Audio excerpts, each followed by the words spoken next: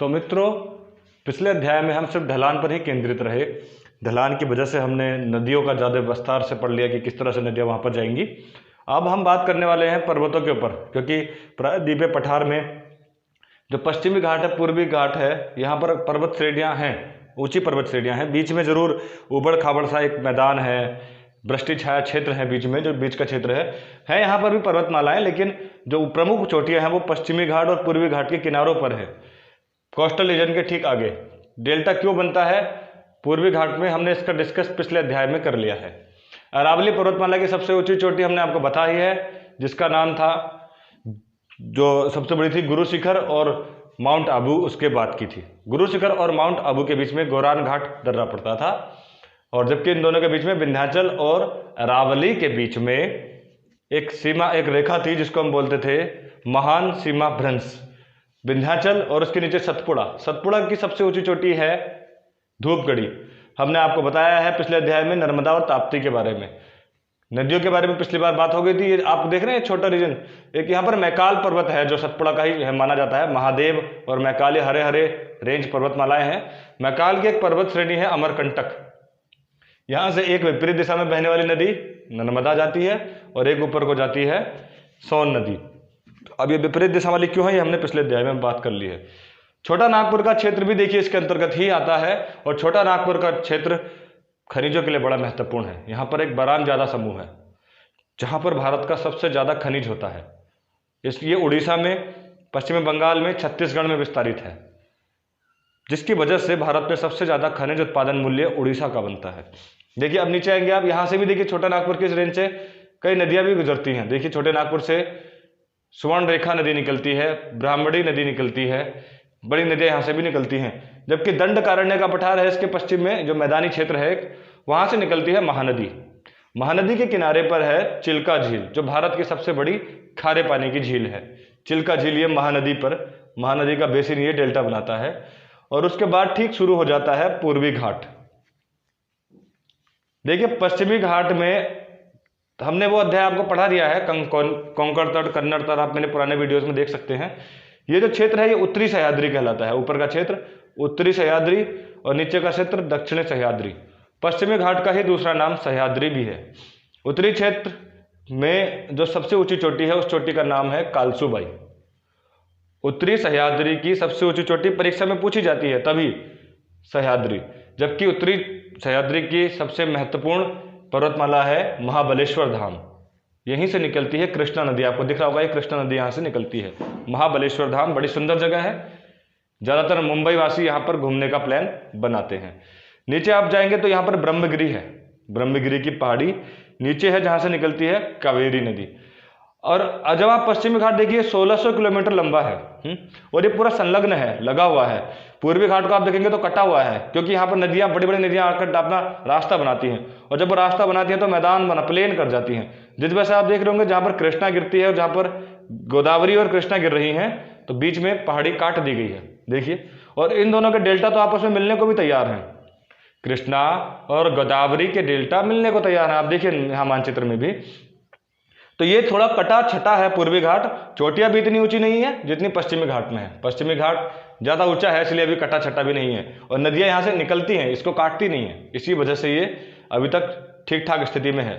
जब आप इसके नीचे कोने पर जाएंगे तो यहाँ पर पश्चिमी घाट और पूर्वी घाट का मिलन हो रहा है, और मिलन से एक गांठ बन रही है। देखिए आप ये देख रहे हैं गोल गोल, पश्चिमी घाट और पूर्वी घाट से मिलन यहाँ पर आपको नजर आ रहा होगा दोनों का। इस मिलन या इस गांठ को हम बोलते हैं नीलगिरी।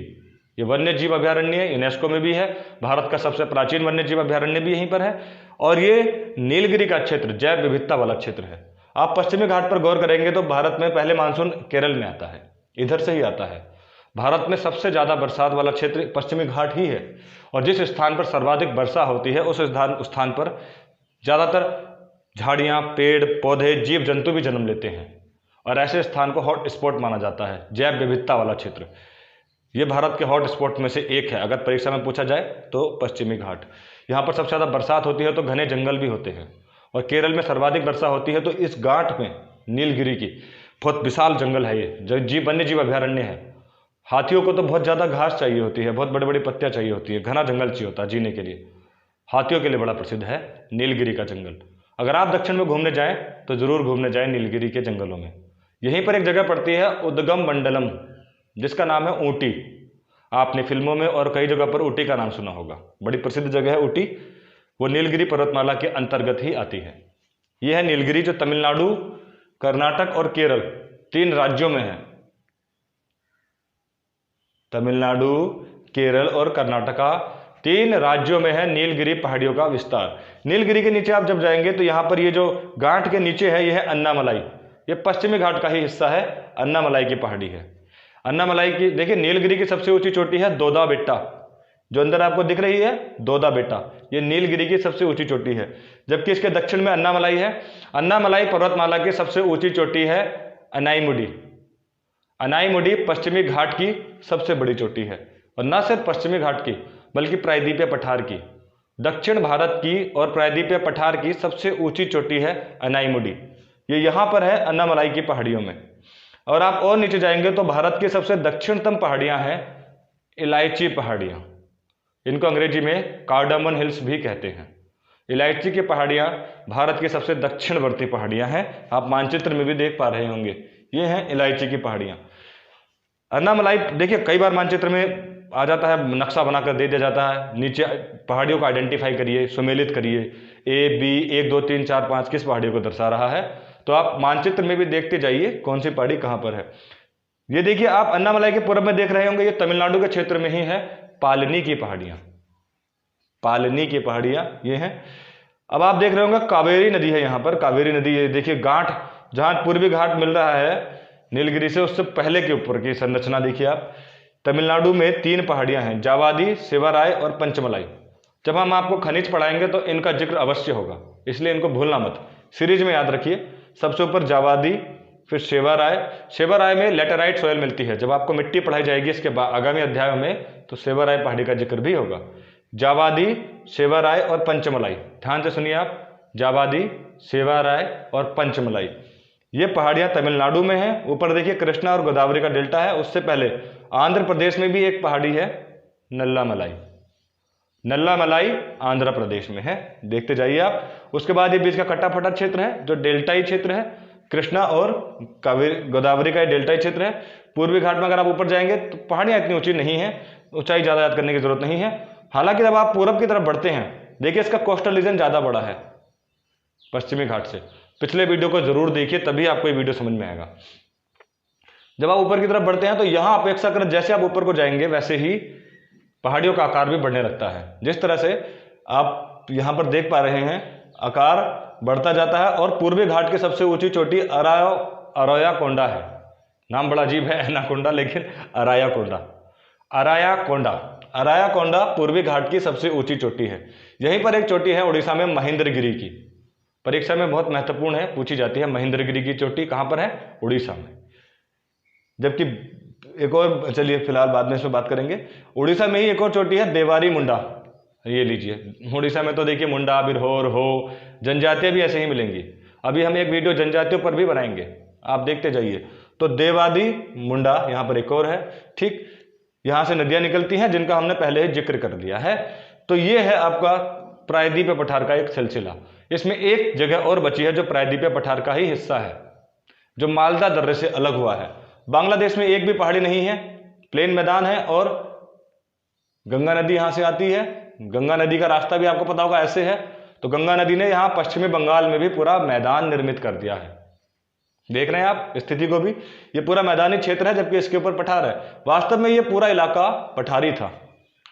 ये जो आप इलाका देख रहे हैं ना, ये यहीं तक विस्तार लाल लाल लाइनों से दिखा रखा है, यहां तक नहीं था, ये यहां तक था। लेकिन मैंने जैसे आपको कहा कि नदियों ने काट छाट कर प्लेन कर दिया है। तो गंगा नदी तो बहुत बड़ी नदी है, उसने तो पूरा इलाका ही प्लेन कर दिया। जब वो इधर से गुजरी तो उसने इसको भी प्लेन कर दिया। इसका एक हिस्सा इधर रह गया और एक हिस्सा उधर चला गया। जो उधर का हिस्सा है वो मेघालय में है, उसको कहते हैं हम शिलांग पर्वत, शिलांग पर्वत। तो ये जहां पर राजमहल की पहाड़ियां खत्म होती हैं प्रायद्वीपीय पठार की, यहां से अलग करता है इसको मालदा दर्रा। मालदा दर्रा, मालदा दर्रे से शिलोंग पहाड़ियां अलग होती हैं प्रायद्वीपीय पठार से। शिलोंग पर्वत में 3 पर्वतमालाएं हैं, गारो, खासी और जयंतिया। मेघालय में है ये। तो शिलोंग पठार में बड़ी प्रसिद्ध 3 चोटियाँ, और इन 3 चोटियों की घाटियों में ही है चेरापूंजी और मासिनराम।